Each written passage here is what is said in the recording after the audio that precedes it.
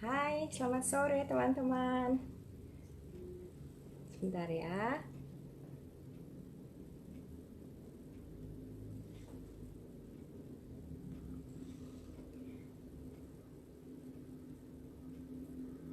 Kok saya nggak bisa lihat teman-teman yang ada di sini siapa aja ya? Gimana caranya mau lihat? Sebentar ya.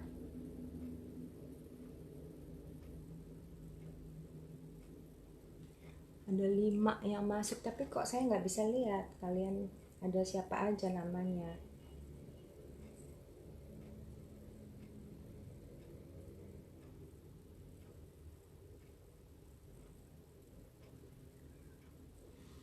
Jadi bagaimana nih kalau aku nggak bisa lihat komen?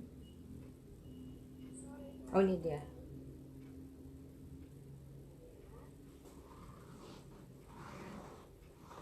Ini dia. Hello Kennedy, hello Hardy, hello Murni, hello Eliawati. Selamat sore. Ini jamnya sudah boleh mulai kali ya. Selamat pagi sahabat MDRT dimanapun kalian berada, dari Sabang sampai Merauke. Perkenalkan, nama saya Maria Jenny Indrajana. Saya adalah bagian dari Komite MDRT Indonesia dan sekaligus saya menjabat sebagai MCC Company Chair dari sebuah perusahaan asuransi di Indonesia. Tahun 2020 ini saya sudah dari 2018, 2019, 2020 saya sudah mencapai 3 tahun MDRT dengan 2 kali COT. Hari ini adalah hari yang sangat spesial karena pada hari ini tanggal 1 Juli 2020 adalah hari pertama kita memasuki Q3 di tahun 2020 ini. Sehingga pada kesempatan hari ini dengan topik I Believe, I Achieve, saya juga akan menceritakan 3 fase kehidupan saya selama saya berada di industri ini. Fase pertama, dan sebelum saya mulai suatu cerita, saya ingin memberikan hadiah bagi teman-teman yang sudah bergabung di FB Live ini.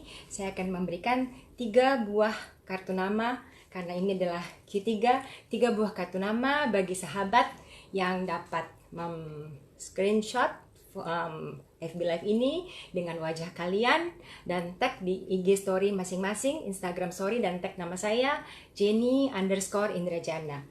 Untuk 3 sahabat akan saya berikan kartu nama ini. Untuk pemenang kedua akan saya berikan goodie bag ini, sebuah memo pad dari MDRT yang saya beli jauh-jauh pada waktu annual meeting dan akan saya berikan kepada teman-teman sahabat MDRT. Juga memo pad ini khusus untuk sahabat juara pertama akan saya belikan ini. Nanti sebagai juri saya dibantu tim media dan promotion dari Komite MDRT Indonesia akan mengumumkan pemenangnya di Instagram.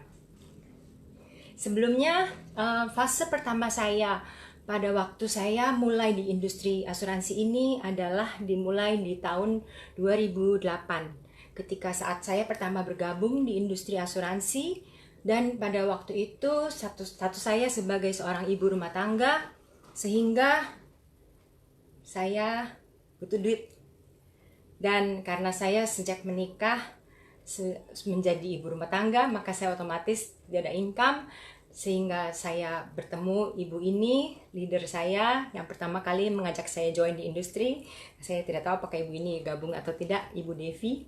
Terima kasih telah memperkenalkan saya di industri asuransi ini. Dan begitu saya tanya, apa sih yang harus dilakukan? Kelihatannya kok gampang ya, hanya berjualan.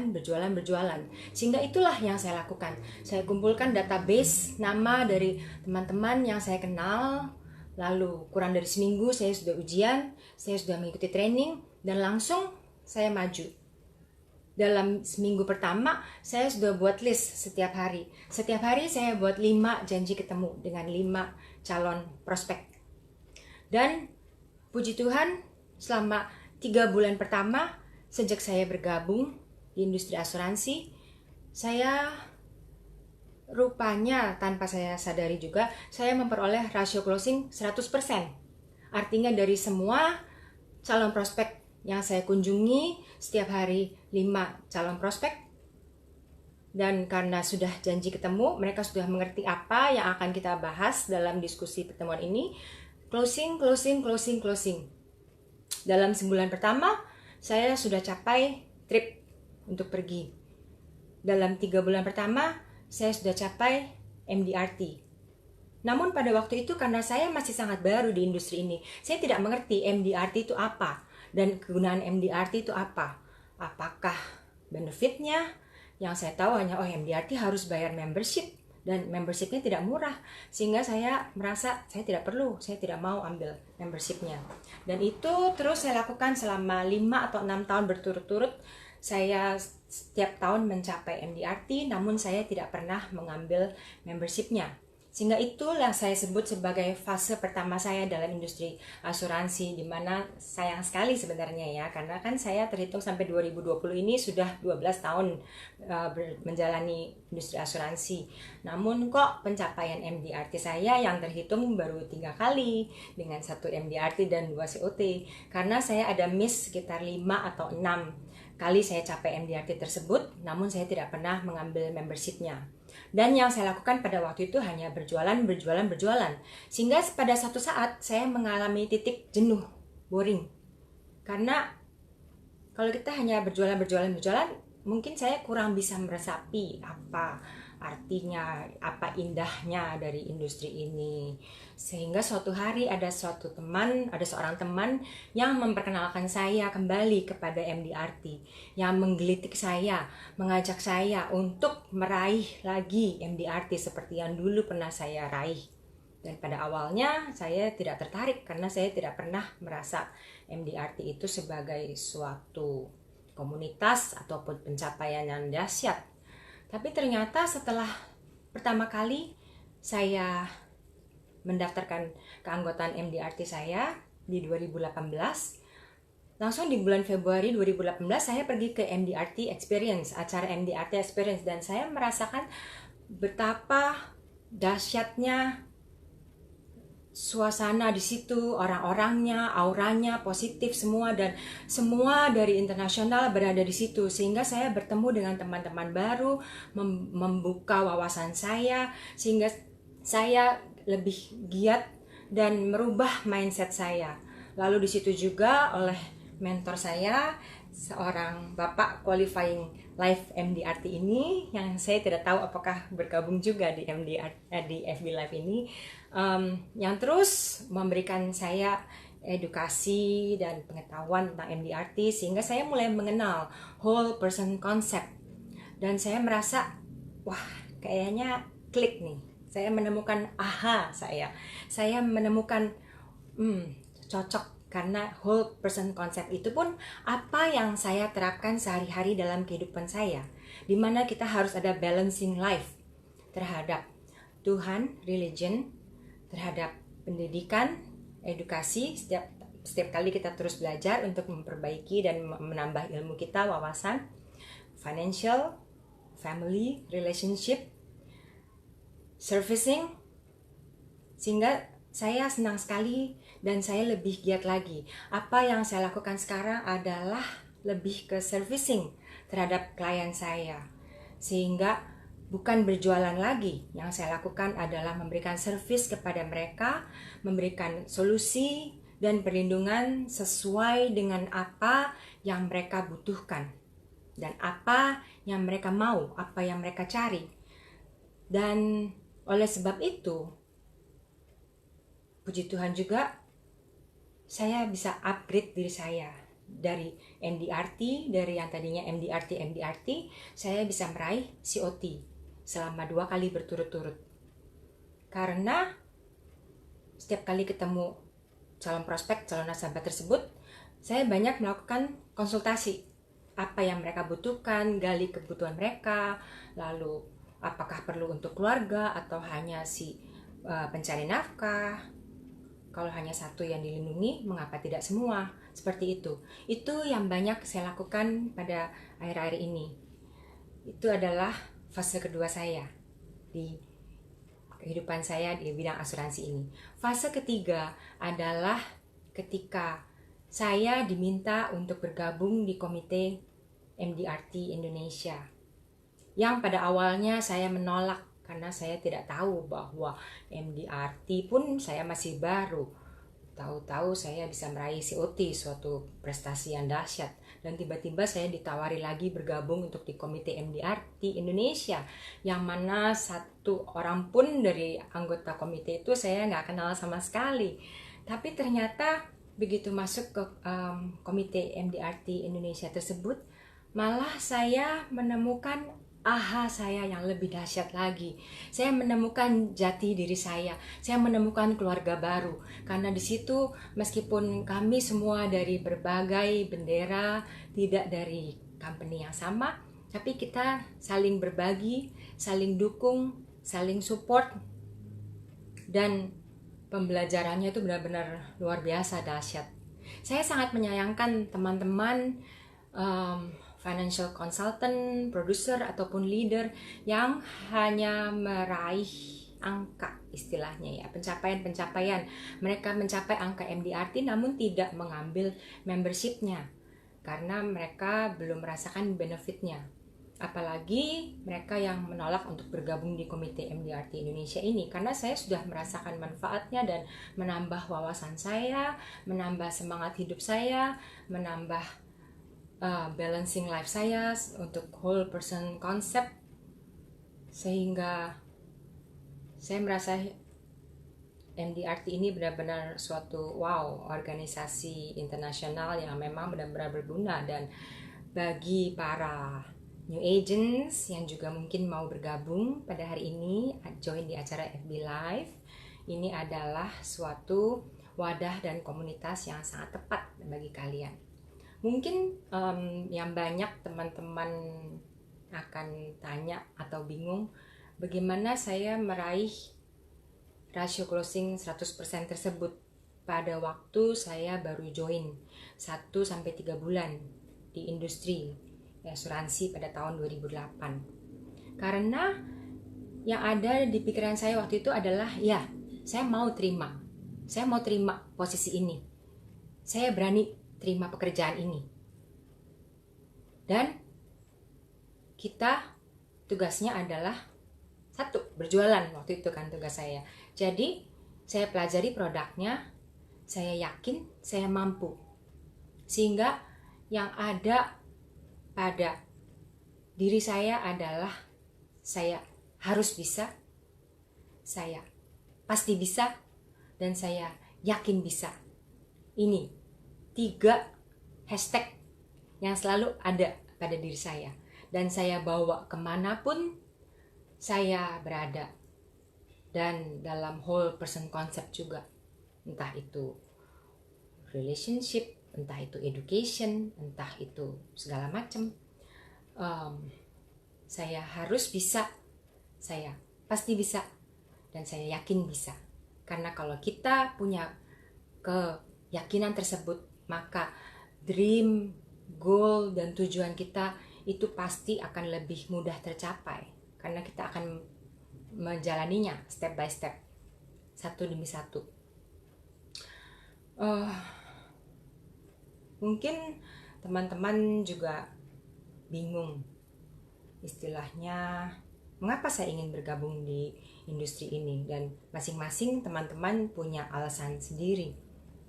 Dan bagi saya sekarang, seperti yang tadi saya katakan, servicing itu adalah suatu hal yang luar biasa bagi saya, karena saya dengan klien dapat berkomunikasi pada suatu frekuensi yang sama, kita bercakap-cakap. Dari proses awal saya bergabung di tahun 2008 sampai sekarang tahun 2020, yang saya perhatikan, dan terutama karena situasi ini pada saat ini, tahun ini 2020, di mana banyak teman-teman yang mengeluh kesulitan ekonomi kah, atau kesulitan untuk closing kah, atau kesulitan untuk, sehingga banyak yang malah berpikir untuk switch profesi. Betul? Saya pun pada awalnya Januari 2020 saya punya resolusi sendiri. Saya pada akhir 2009 dan awal 2020. Waktu itu resolusi saya, ambisi saya adalah saya ingin mencapai MDRT di bulan Januari. Karena saya sudah terbiasa mencapai MDRT di Q1. Di bulan Januari sampai Maret saya capai MDRT. Sehingga di 2020 ini saya pikir saya mau mengupgrade diri saya untuk mencapai MDRT di bulan Januari. Tapi ternyata apa yang terjadi begitu bulan Januari, saya masih terlena, masih pergi berlibur dengan keluarga. Padahal waktu itu tanggal 3 Januari, teman saya sudah ada yang mengabarkan bahwa dia sudah berhasil meraih TOT pada tanggal 3 Januari tahun 2020. Waktu itu saya pikir, nanti saja, saya masih mau santai dulu, saya tidak mau kejar dulu. Sehingga kemudian terjadi peristiwa lockdown dan sebagainya. Saya malah tambah semakin santai juga, karena salah satu doa saya adalah sebetulnya tahun 2009 dan 2018 itu saya banyak traveling keluar kota, banyak meninggalkan keluarga, banyak meninggalkan anak-anak. Hampir setiap bulan pasti ada acara travel keluar kota. Sehingga salah satu doa saya adalah saya kepengen kerja dari rumah. Sehingga saya cukup bersyukur sebetulnya karena doa saya terkabul juga. Saya harus stay di rumah. Kita semua harus stay di rumah.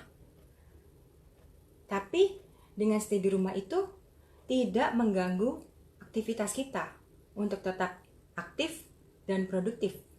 Karena kalau saya perhatikan dari awal tahun saya bergabung 2008 sampai 2020, yang banyak saya lakukan juga sama. Prospecting lewat telepon juga. Menceritakan kepada mereka bagaimana benefitnya, apa yang mereka butuhkan, apa yang mereka cari. Lalu dari situ kita buat proposal, lalu telepon lagi mungkin, consulting. Sehingga prosesnya saya perhatikan cukup sama. Tidak ada alasan bagi teman-teman untuk mengatakan tahun ini adalah tahun yang sulit untuk melakukan produktivitas dan aktivitas. Malah saya merubah resolusi saya di tahun 2020 ini. Karena sekarang adalah hari pertama 1 Juli 2020, hari pertama di Q3 ini, maka saya juga sampaikan kepada teman-teman bahwa resolusi saya dari awal saya ingin menjadi MDRT di bulan Januari. Sekarang saya rubah bahwa saya harus bisa mengajak tim saya dan teman-teman sahabat yang lain untuk menjadi MDRT bersama-sama saya.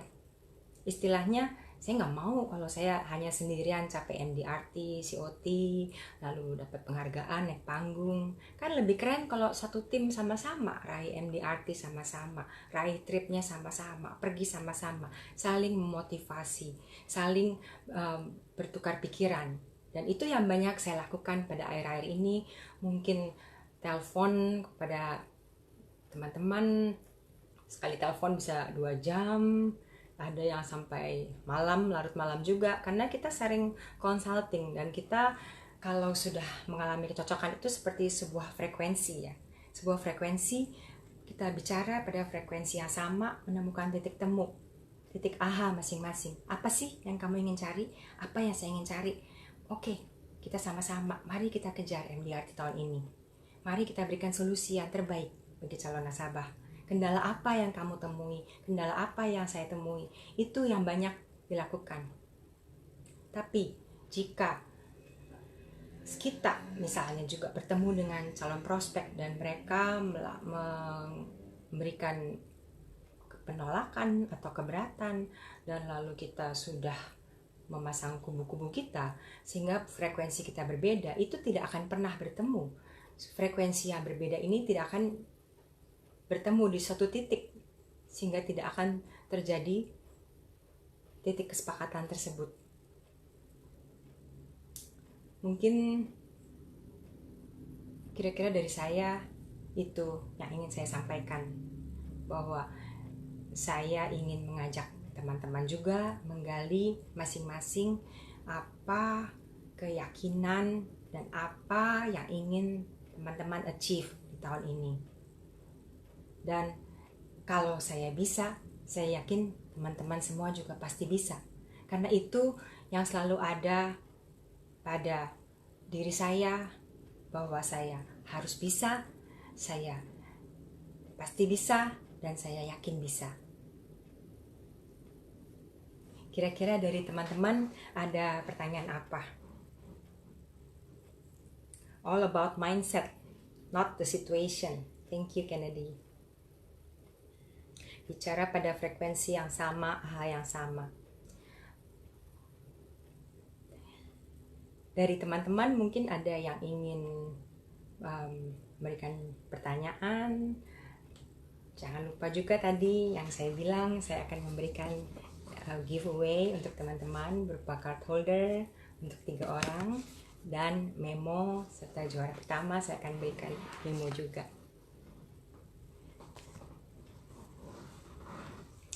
Kalau dari selama ini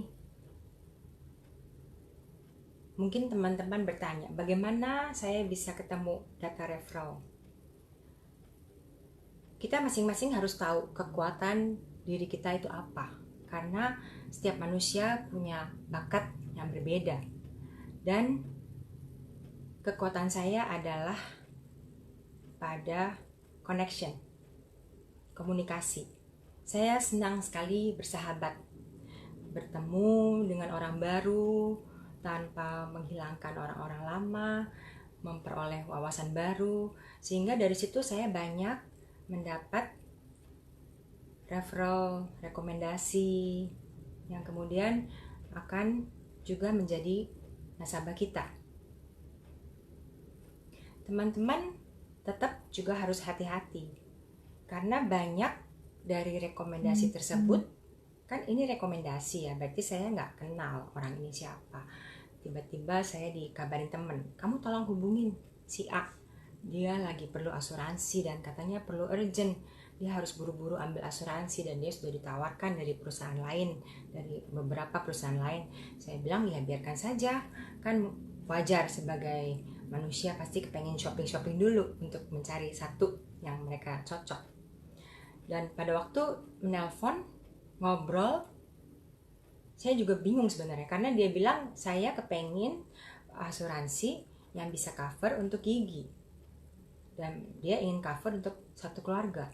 Tapi ternyata setelah saya buat proposal, pada hari itu juga saya berikan proposalnya, dia bilang dia sudah ambil dari perusahaan lain. Sehingga saya bingung, kenapa kok ngomongnya beda. Tadi bilang saya belum ada asuransi, saya perlu asuransi, tiba-tiba sudah ada. Dan yang saya lebih shock lagi, seminggu kemudian orang tersebut meninggal.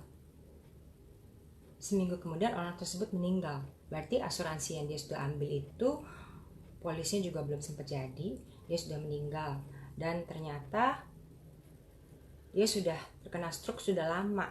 Karena ini kan rekomendasi ya, jadi saya nggak pernah ketemu orangnya, kita hanya ngomong by phone. Hari ini saya sampaikan kepada teman-teman juga harus hati-hati. Pintar-pintarnya kita juga menggali informasi tentang calon prospek kita. Jangan sampai hal itu terjadi pada kita, karena dalam hati waktu saya dengar meninggal, saya cukup shock dan saya berterima kasih juga pada Tuhan, karena kalau dia betul klien saya, itu kan udah sakit sebelumnya, tapi dia nggak bilang sama kita, kan berarti kan niatnya kurang baik juga.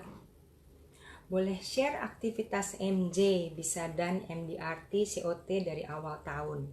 Apakah ada segmen market tertentu yang difokuskan? Thank you Johan Panggara. Untuk market atau segmen fokus tertentu tidak pernah ada. Karena saya tidak pernah memandang dari segi segmen market tertentu.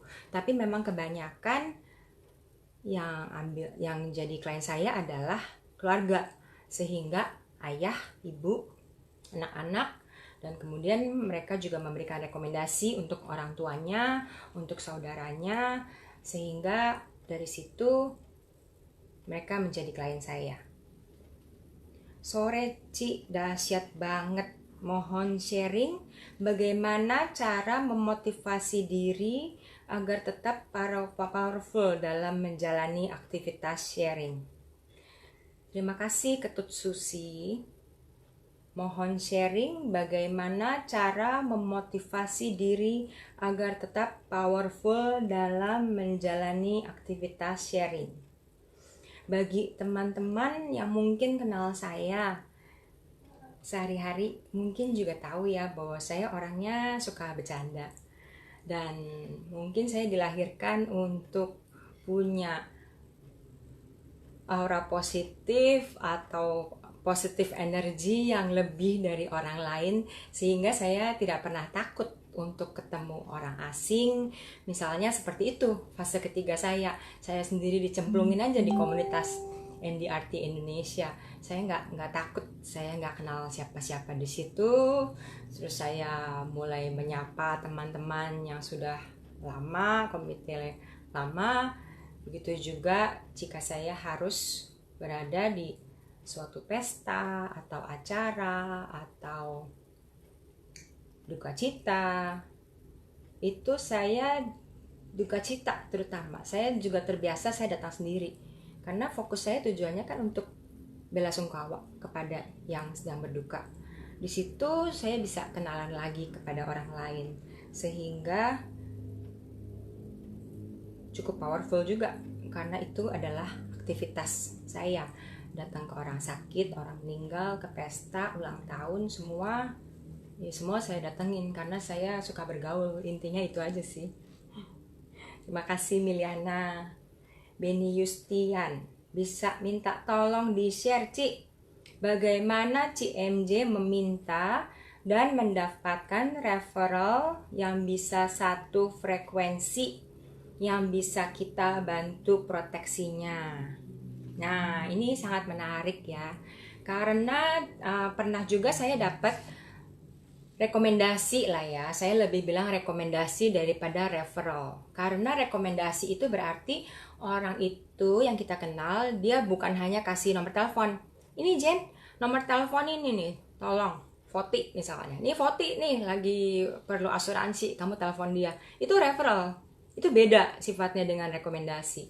Rekomendasi adalah teman saya ini sudah memberikan kepada Voti, Vot, kamu tak kasih nomor teleponnya si Jenny ya. Aku tuh misalnya kliennya Jenny, ambil asuransi dari dia. Ataupun dia bukan klien saya, dia bilang ini si Jenny nih, saya tahu dia bergabung di industri asuransi, mungkin kamu bisa ngobrol sama dia. Dan itu baru saya jadi lebih enak, lebih gampang saya teleponnya. Bu Voti, saya dapat nomor telepon ibu dari Ibu Justin. Saya dengar Ibu Voti ada perlu untuk kebutuhan mencari asuransi. Kira-kira apa yang Ibu Voti butuhkan? Dari situ kita ngobrol, gali keperluan dia, ngobrol. Dan pada saat ngobrol itu kita bisa merasakan feelingnya. Apakah kita bisa cocok ngobrol dengan dia? Apakah bisa satu frekuensi atau tidak? Karena kalau nggak ada connection, nggak ada koneksi, nggak ada frekuensi yang sama, itu mau ngobrol kayak gimana pun juga nggak bisa ketemu. Jika satu frekuensinya sudah sama, itu ada rasa kepercayaan dari satu sama lain. Dia merasa cocok dengan saya pun merasa cocok dan dipercaya, sehingga terjadilah suatu closing tersebut. Kira-kira mudah-mudahan itu dapat membantu.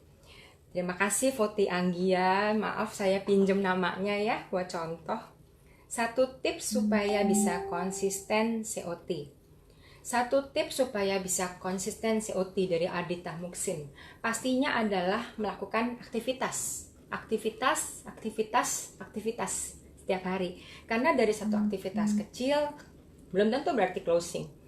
Aktivitas itu bisa aktivitas apa saja, ketemu teman-teman, ketemu gathering seperti yang tadi saya bilang. Dari cara itu kita bisa mendapatkan cases. Premi besar, premi kecil bagi saya selalu sama. Dari premi kecil digabung satu keluarga bisa menjadi premi yang lumayan besar juga. Premi besar jika memang keluarga ini mampu mapan, ekonominya bagus, bisa menjadi premi yang sangat besar juga. Sehingga dari angka yang kecil itu kita gabungkan terus, maka akan dapat mencapai konsisten COT. Dan pastinya Adita juga bisa, karena Adita, saya tahu teman saya Adita Muksin ini benar-benar seorang pribadi yang sangat luar biasa. CMJ dari Kennedy Sumarli. Bagaimana goals harian yang baku bagi seorang CMJ?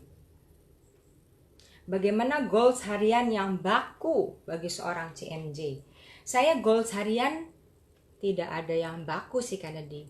Tapi saya selalu sudah menetapkan schedule untuk besok saya mesti ngapain. Besok jam sekian saya janji dengan siapa.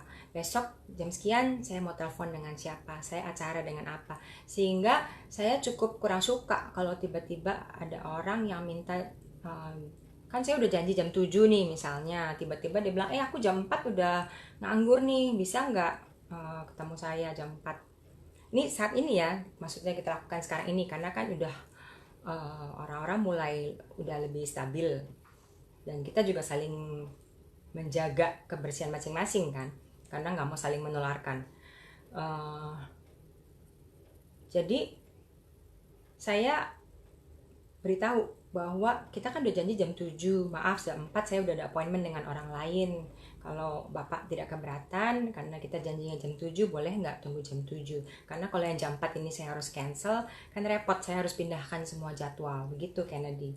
Karena itu goals harian saya, jadi setiap hari pasti beda-beda. Tapi sebelum tidur pasti saya sudah siapkan jadwal saya untuk besok apa saja. Misalnya saya mau ke Zoom meeting, saya udah tahu jam berapa yang saya harus ikuti, jam mana yang saya tidak mau pilih, lalu kegiatan apa lagi yang harus saya lakukan. Rekomendasi beda dengan referral, yes.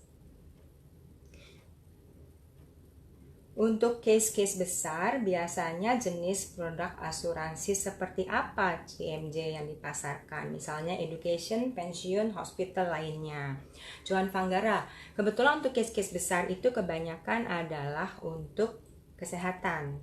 Karena kesehatan mungkin nasabah saya juga dari segi usia sudah lumayan tinggi. Dan karena biasanya satu keluarga ya, sehingga ayah, ibu, lalu anak-anaknya, mungkin istrinya aja bisa sekitar 50-an juta setahun, kira-kira segitu. Sehingga ditambah suami mungkin 50 juga, ditambah anaknya mungkin sekitar 25, mungkin sekitar seperti itu Johan. Jadi jawabannya untuk kesehatan biasanya. MJ rata-rata setahun berapa CC? CC itu apa? Case ya. By the way, ini saya matikan aja ya, sorry lagi testing lampu. Maklum karena nggak biasa FB Live baru kali ini. Rata-rata setahun berapa cases? Pertanyaan yang hampir sama dengan Billy kali ya. Untuk COT butuh berapa case CMJ? Yang pasti tahun lalu itu 1 bulan minimum ada 2 case. Yang pasti tahun lalu 2019. Tapi kan kadang-kadang 1 bulan bisa lebih, kadang 5-6 case. Mungkin 1 tahun menjawab pertanyaan Sansan dan Billy, mungkin 1 tahun sekitar 30 sampai 36 case. Boleh di-share perbedaan kegiatan selama saat work from home dengan kegiatan rutin sebelumnya. Dari Ibu Suni Variana yang saya kagumi, yang cantik sekali dan selalu cetar, sudah 27 tahun di industri asuransi. Saya harus belajar banyak dari Ibu Suni. Boleh di-share perbedaan kegiatan selama work from home dengan kegiatan rutin sebelumnya. Kegiatan work from home dengan kegiatan rutin sebelumnya, saya malah sebetulnya lebih suka work from home seperti sekarang. Karena saya itu mungkin termasuk yang gampang alergi dan kondisi fisik saya juga kurang bagus banget. Sehingga kalau saya sering pergi-pergi, itu saya sering sakit, batuk, pilek, itu udah langganan kayaknya hampir setiap bulan. Belum sempat sembuh, udah batuk pilek lagi bulan berikutnya, apalagi kalau banyak traveling. Sehingga selama work from home, yang dalam arti asuransi ya, kita lakukan prospecting by phone. Saya sih belum pernah selama ini prospecting by Zoom, karena kita harus melihat kenyamanan calon klien kita. Belum tentu semua calon klien kita suka dengan dunia digital, suka dengan teknologi. Sehingga saya ngambil gampangnya aja by phone. Lalu karena kan kebanyakan ini mereka sudah saya kenal, sehingga saya sudah tahu kondisi kesehatannya seperti apa. Jadi saya tinggal mengirimkan formulirnya, mereka tinggal tanda tangan, lalu kirim kembali ke saya. Itu perbedaan dengan rutin sebelumnya, karena rutin sebelumnya kan kita harus melakukan janji ketemu. Seperti itu Bu Suni, mungkin bisa menjawab. Apa kebanyakan kliennya sudah punya askes di tempat kerja? Kalau sudah, apa yang membuat mereka mau mengambil askes sendiri? Kebanyakan sudah punya askes di tempat kerja, betul. Tapi mungkin di tempat kerja tersebut dia dapat belum maksimal. Atau mungkin hanya si kepala keluarga, anaknya belum ada. Sehingga kadang saya nggak nawarin, itu mereka yang mau sendiri. Dia bilang, iya kan ini selama saya di tempat kerja sekarang, tapi saya juga nggak tahu di tempat kerja ini saya berapa lama. Saya merasa perlu asuransi tambahan yang bisa cover semuanya, dan saya perlu untuk saya sendiri beserta istri dan anak-anak. Sehingga kebanyakan dari klien sendiri yang minta seperti itu sih, Adita. Dan pastinya karena yang mereka mau mengambil sendiri itu manfaatnya lebih dari yang di cover di kantor ya. CMJ, apa goal tahun ini dan bagaimana mengaturnya dalam 6 bulan ke depan? Dari Ibu Ika Solika yang sangat cantik. Goal tahun ini seperti yang saya sebutkan tadi, bahwa saya nggak mau lagi jadi MDRT itu hanya MDRT saya sendiri. Saya harus ajak tim saya sama-sama MDRT juga. Dan teman-teman saya yang di sekeliling saya harus sama-sama MDRT. Istilahnya saya sudah siap. Jika dulu ada mentor saya yang mengajarkan saya untuk menjadi MDRT, maka saat ini saya sudah siap bahwa saya juga mau menjadi mentoring MDRT. Thomas Andy, bagaimana CMJ mempertahankan konsistensi MDRT setiap tahun? Apa yang memotivasi? Yang memotivasi saya adalah untuk memberikan solusi yang tepat bagi setiap nasabah tersebut. Karena setiap nasabah punya kebutuhan yang berbeda-beda. Tidak bisa kita pukul sama rata. Dan kita harus menyesuaikan dengan kemauan mereka. Seperti yang saya sebutkan tadi, lumayan banyak yang keluarga ya, sehingga itu bisa membantu saya untuk mempertahankan konsistensi MDRT saya. Sumin Liu, CMJ, boleh sharing mengapa seorang agen asuransi harus bergabung ke dalam MDRT?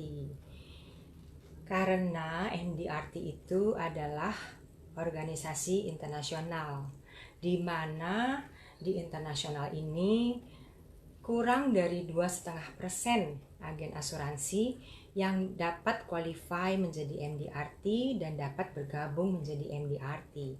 Sehingga jika Sumin Liu bisa capai MDRT juga, dan kalau udah capai juga mengambil membershipnya, maka kita dapat wawasan baru, kita dapat bertemu dengan teman-teman internasional dalam bahasa yang sama, frekuensi yang sama, yaitu komunitas MDRT, saling berbagi dan dapat pembelajaran yang luar biasa. Itu yang membuat saya juga menyesal, mengapa tidak dari dulu saya sudah konsisten MDRT tapi kok saya nggak ambil membernya. Karena kan sekarang saya baru 3 berarti ya. Kalau dari dulu saya ambil member MDRT, mungkin saya sudah capai 9 kali. Saya sudah hampir mencapai live MDRT. Dan itu yang ingin saya capai, Sumin Liu, live MDRT, qualifying live MDRT, seperti mentor saya. Kanti Chandra, CMJ, bagaimana caranya dapat referensi dari customer bagi agen yang belum punya banyak pengalaman di bidang ini? Caranya adalah dengan banyak bergaul seperti saya. Karena saya banyak bergaul, saya punya banyak sahabat, dan itu juga suatu kekuatan saya, mungkin talenta saya yang lebih di bidang itu. Saya suka bertemu orang, saya suka bersahabat. Kalau keadaan seperti sekarang lockdown, ya nggak apa-apa, kita by phone aja, calling, keep in touch. Semua klien tetap saya keep in touch, semua teman-teman tetap saya keep in touch, lewat WA group juga. Sehingga itu yang dapat membuat orang-orang tahu bahwa Tanti juga bergerak di bidang asuransi, sehingga kalau ada teman-teman lain yang butuh asuransi bisa direferensikan ke Tanti. Mudah-mudahan menjawab pertanyaannya. Thomas Andy, CMJ, bagaimana caranya follow up Bagaimana caranya follow up Kanas yang super sibuk, setiap diminta waktu selalu bilangnya nanti di info ya, karena biasanya tiba-tiba dia meeting dengan orang proyek. Kalau seperti itu, kemungkinannya mungkin dia ngeles, nggak mau ketemu kita. Jadi kita nggak usah terlalu berharap pada orang tersebut. Kita move on. Istilahnya kamu punya prospek mungkin 10, kan dari 10 itu nggak semua bisa closing. Tapi kalau kamu hanya prospek satu orang, lalu orangnya terus bilang sibuk, lagi ada proyek, kan kita nungguin terus gitu kan, nggak enak ya. Lebih baik prospek ke banyak orang, sehingga dari situ bisa lihat juga Thomas Andy yang serius mau menemui kita yang mana, yang serius perlu asuransi yang mana, yang hanya sekedar comparison yang mana. Dari seperti itu pengalaman kita bisa ngerti dan membandingkan. Diana Sisilia, luar biasa Ibu MJ pengalamannya. Kalau dari saya dengar, most of nasabahnya sudah merasa perlu dan penting akan adanya proteksi. Apabila bertemu dengan yang masih kurang awareness-nya, bagaimana Bu MJ menghandle calon nasabah tersebut? Apa yang akan Ibu share ke mereka? Nomor 1, saya orang yang kurang suka argumen. Sehingga kalau dia menolak asuransi atau pernah dikecewakan atau asuransi atau apa, ya saya coba edukasi sih. Seperti apa polisnya, apakah polisnya masih aktif, boleh saya baca klaim seperti apa yang waktu itu mungkin ditolak, atau dia merasa saya nggak butuh asuransi. Paling susah sebetulnya ketemu orang yang merasa nggak butuh asuransi, karena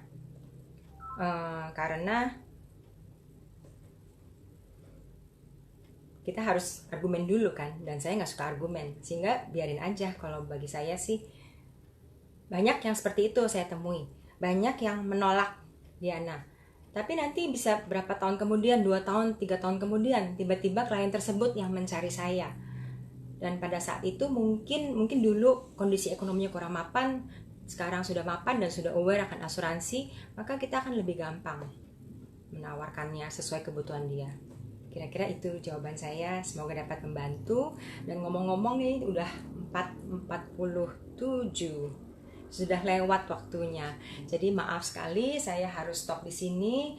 Maaf teman-teman yang belum dapat saya jawab pertanyaannya. Mungkin kalau mau lewat DM juga boleh, bisa ke FB saya Jenny Indrajana atau Instagram huruf kecil semua Jenny_Indrajana, akan saya coba jawab satu persatu. Jangan lupa di foto dan di tag nama saya dan MDRT Indonesia. Nanti kita akan umumkan pemenangnya, siapa yang beruntung. Pesan terakhir,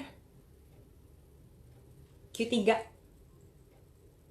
sudah berjalan, jangan sampai kita kehilangan, dan kita harus finish strong di tahun 2020 ini. No matter what, jangan bikin excuse, jangan karena corona, jangan apa, kita tetap harus maju, karena kita harus bisa, pasti bisa, dan yakin bisa. Oke? FB Indonesia, MDRT Indonesia Official Account setiap Rabu selalu mengadakan acara-acara seperti ini. Dan minggu depan kami juga akan menghadirkan seorang pembicara yang sangat dahsyat, Beliau adalah seorang MDRT juga, dan pada tahun ini juga menjadi speaker loh untuk acara virtual meeting nanti. Oleh karenanya kalian semua juga harus hadir dan ajak teman-teman lain yang lebih banyak lagi di FB MDRT Indonesia Official Account hari Rabu jam 4 sore on time sampai 4:45. Sekian dari saya, banyak terima kasih. Semoga saya dapat membantu dan berguna. Salam aktivitas. Semangat.